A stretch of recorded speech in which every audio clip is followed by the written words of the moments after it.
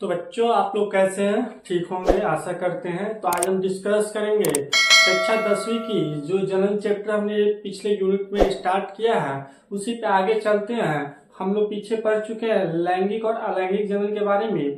तो हम इस वीडियो में या इस लेक्चर के माध्यम से आपको हम अलैंगिक जनन जो होता है उस पे चर्चा करेंगे। तो अलैंगिक जनन कई विधियों से होता है, तो यहाँ पे कुछ फ्लो चार्ट के माध्यम से हम समझाते हैं। अलैंगिक जनन को हम मुख्यतः 4 भागों में बांटते हैं। पहला विखंडन फिजन, दूसरा मुकुलन, तीसरा अपखंडन या पुनर्जनन है, और चौथी की बात करें तो बीजाणु जनन होते हैं। तो हम अलैंगिक जनन को कुल 4 भागों में बांट करके पढ़ेंगे इस वीडियो में और देखते हैं। तो यहाँ पे विखंडन को हम लोग 2 भागों में बांटे हैं, जैसे कि आपके सिलेबस में है। तो विखंडन जो होते हैं वे द्विखंडन या यानी द्विविभाजन के माध्यम से होता है, या बहुखंडन या बहुविभाजन के माध्यम से विखंडन की क्रियाएं होती हैं। तो ये टॉपिक हम डिस्कस करेंगे। दूसरा बात करें मुकुलन पे, तो मुकुलन को भी हम लोग 2 भागों में बांट करके पढ़ते हैं। तो मुकुलन क्या है? तो पहला इसमें पढ़ेंगे एक कोशिकीय जीवों में मुकुलन, और दूसरा पढ़ेंगे बहुकोशिकीय जीवों में मुकुलन। और बाकी जो 2 पार्ट्स हैं इनको हम पूरा डिफिनेशन के साथ हम एक ही जगह पे पढ़ेंगे। तो हम इन सभी टॉपिक पे आज के इस लेक्चर में हम चर्चा करेंगे। तो आशा करते हैं अभी तक आपने हमारे चैनल को सब्सक्राइब नहीं किया तो चैनल को सब्सक्राइब कर ले और बेल आइकन दबाना ना भूले। अगर आप फेसबुक पे देख रहे हैं तो पेज को फॉलो करना ना भूले। तो हम चर्चा करते हैं आज के टॉपिक अलैंगिक जनन में विखंडन पे। आखिर विखंडन होता क्या है? तो विखंडन के द्वारा मुख्य रूप से एक कोशिकीय जीव जनन करते हैं, यानी एक कोशिकीय जीवों में जो जनन की क्रिया होती है, रिप्रोडक्शन की क्रिया होती है, वो अलैंगिक विधि से होती है, यानी एक कोशिका इसमें भाग लेते हैं। जैसा कि यहाँ पे उदाहरण दिया हुआ है, जीवाणु, अमीबा, पैरामीशियम, एक कोशिकीय शैवाल, यूग्लिना आदि जो होते हैं ये एक कोशिकीय जीव होते हैं, और इसमें रिप्रोडक्शन की क्रिया जो होती है वो विखंडन के माध्यम से होता है। नेक्स्ट हम बात करेंगे विखंडन के 2 पार्ट्स है, द्विखंडन और बहुखंडन। इस पे चर्चा कर, जैसा कि हम बात किए थे खंडन के बारे में यानी फिजन के बारे में, तो ये 2 प्रकार के होते हैं, द्विखंडन या द्विविभाजन और बहुखंडन या बहुविभाजन। तो हम जानते हैं द्विखंडन या द्विविभाजन क्या होता है और ये कैसे काम करता है एक कोशिकीय जीवों में। तो वैसा विभाजन जिसके द्वारा एक व्यष्टि से खंडित होकर 2 का निर्माण होता है उसे द्विखंडन या द्विविभाजन कहते हैं। ऐसा मानिए एक वस्तु है और वो क्या करता है एक खंडन विधि में स्वयं को तोड़ करके 2 पात्रों में बदल देता है, तो उसको क्या कहेंगे? द्विखंडन कहेंगे, यानी एक ही वस्तु से 2 वस्तुओं का निर्माण हुआ। वैसे ही इसमें क्या हो रहा है, एक जीव से वो खुद को खंडित करके 2 जीवों का निर्माण करते हैं, यानी 2 व्यष्टियों का निर्माण करते हैं, उसे द्विखंडन कहते हैं। उदाहरण के तौर पे देखें तो एक कोशिकीय जीवों में जैसे हम बात करें जीवाणु, paramecium, amoeba, Chlamydomonas, Euglena, yeast आदि में क्या होता है, द्विखंडन की सामान्य विधि होती है। जैसे यहाँ पे ये चित्र पहचानते होंगे, अमीबा का चित्र है और अमीबा के बीच में देखते होंगे एक केंद्रक है। इसको हम बताते हैं अमीबा कैसे खुद को विभाजन करके एक अमीबा से 2 अमीबा का निर्माण करेगा। तो अमीबा को देखिए क्या करता है, केंद्रक को खुद को क्या करता है, एक केंद्रक से 2 केंद्रकों का निर्माण करने की प्रक्रिया यहाँ पे देख रहे हैं। तीसरे चित्र में आप देखिए तो यहाँ पे क्या है, अमीबा जो है 2 केंद्रकों का निर्माण कर रहा है और लास्ट में टूट करके क्या करेगा, 2 अमीबा का निर्माण करेगा, यानी संतति अमीबा का निर्माण यहाँ पे कर देता है। यानी एक अमीबा से 2 अमीबा बनने में क्या होता है, केंद्रक जो होते हैं 2 बराबर भागों में टूट जाते हैं और 2 संतति का निर्माण करते हैं। तो यहाँ पे हमने देखा द्विखंडन की विधि कैसे होती है, एक अमीबा से 2 अमीबा का निर्माण हुआ। अब बहुखंडन की बात करें तो बहुखंडन में क्या हुआ, जैसे कि यहाँ पे अमीबा जो है 1 से 2 भागों में टूटा, यानी एक ही बार टूटा। बहुखंडन में क्या होगा, अमीबा जो है अपने आप को बार बार तोड़ेगा। जैसे कि हम यहाँ पे बता सकते हैं एक अमीबा से 2 अमीबा बनेगा। अब ये खुद को तोड़ेगा, फिर 2 का बनेगा, निर्माण करेगा। ये भी टूटेगा, 2 का निर्माण करेगा। ये टूटेगा, 2 का निर्माण करेगा। ये भी अमीबा टूट के 2 का निर्माण करेगा, 2 का निर्माण करेगा और 2 अमीबा का निर्माण करेगा। यानी ये बार बार विभाजन की प्रक्रिया करते रहेगा बहुखंडन विधि में या बहुविभाजन में।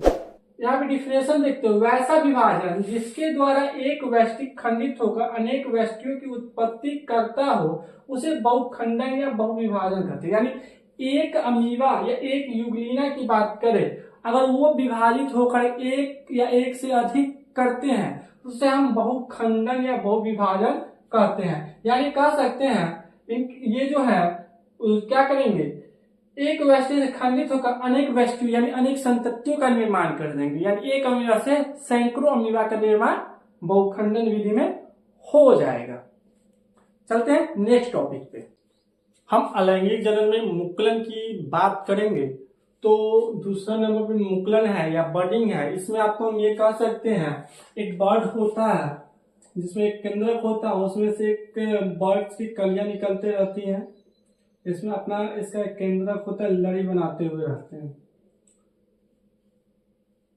ये मुकुल होता है, मतलब इसके जो कंद होते हैं वो बाहर निकलते हुए रहते हैं और जब ये बाहर निकलेंगे तो ये टूट करके क्या करेंगे, नए जो होते हैं जीव उसका निर्माण करते हैं।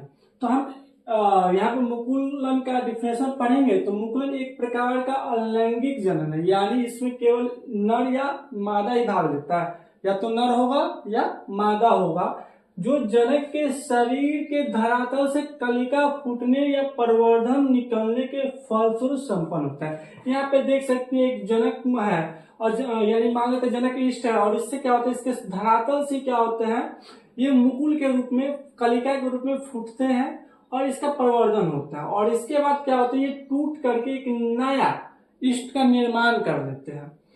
और हम बात करें मुकुलन की तो मुकुलन की 2 विधियां हैं, एक कोशिकीय जीवों में मुकुलन और बहुकोशिकीय जीवों में मुकुलन। एक कोशिकीय जीवों में मुकुलन की बात करें तो एक कोशिकीय जीव जैसे इष्ट में सर्वप्रथम शरीर का कोशिका के ऊपर किसी भाग से एक या एक से ज्यादा कंद रूपी उपहार निकलता है, यानी इस उपहार को मुकुल या बर्ड कहते हैं। यानी एक बर्ड से उसके शरीर से एक या एक से ज्यादा मुकुल निकलता है, जैसे कि यहाँ पे चित्र में आप देख रहे हैं। उपहार को मुकुल कहते हैं, यानी ये जो उपहार निकला हुआ इसको मुकुल कहते हैं। और ये एक कोशिकीय या बहुकोशिकीय भी हो सकता है, यानी कि इसमें कोशिका एक हो सकता है, एक से ज्यादा भी हो सकता है। इसके साथ केंद्रक विभाजित होकर 2 केंद्रकों का निर्माण करता है, जिनमें से एक केंद्रक मुकुल में पहुंच जाता है और केंद्रक युक्त मुकुल जनक के शरीर में विलग होकर नए जीव का निर्माण करता है। यह अपने में परिपूर्ण होता है तथा बिल्कुल स्वतंत्र होकर जीवन यापन करता है। इसका क्या मतलब हुआ, तो मुकुल में जो केंद्रक है वो क्या करेंगे, वो अपनी संख्या बढ़ाएंगे, यानी ये केंद्रक विभाजित हो जाएंगे और 2 केंद्रकों में क्या करेंगे, अपना संख्या बढ़ा देंगे, यानी ये 2 केंद्रक हो जाएंगे एक से। और केंद्रक का निर्माण करने के बाद क्या करेंगे, एक केंद्रक जो होगा मुकुल में पहुंच जाएगा।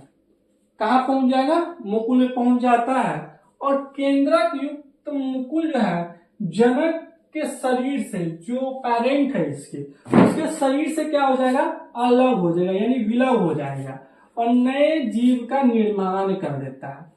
यानी क्या हुआ, जनक में इसमें 2 केंद्रक का निर्माण हुआ और 2 केंद्रक क्या करेंगे, मुकुल में पहुंचेगा एक केंद्रक इसमें, और केंद्रक युक्त मुकुल जनक के शरीर से क्या हो जाएंगे, अलग हो जाएंगे और नए जीव का निर्माण कर देंगे।